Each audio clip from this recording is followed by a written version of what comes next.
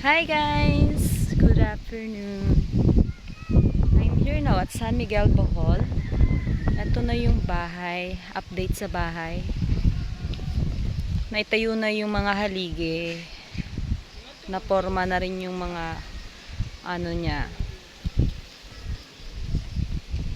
Dingding. Bali, ano lahat yung ginamit na materyales.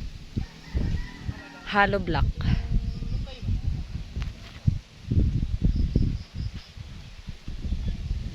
4 days pa lang nilang tinatrabaho pero eto na yun. Ang bilis nila magtrabaho nila kuya. Ang dami na silang nagawa.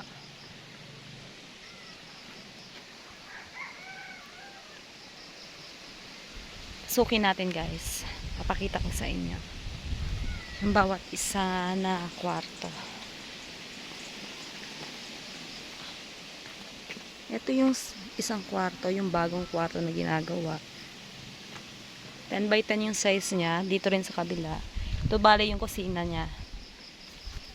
Tapos, dun sa dulo yung hugasan ng plato. Dirty kitchen. Yung kitchen. And, dito naman yung nire-renovate na kwarto. Ito yung luma. Nalagyan na siya ng bubong. Temporary para makabitat na siya ng kuryente. Tsaka ito yung old na CR. Yan po yung old na CR. I-renovate na lang siya. Ito na, may haligi na. Meron na siyang ano. Nabuo na yung mga hollow block na ilagay na ng maayos. Ang bilis nila magtrabaho. Wala akong masabi nila kuya sa mga panday namin. Worth it yung mga binabayad sa kanila. Saludo po ako sa lahat ng mga panday dyan at saka sa mga construction worker na napakasipag.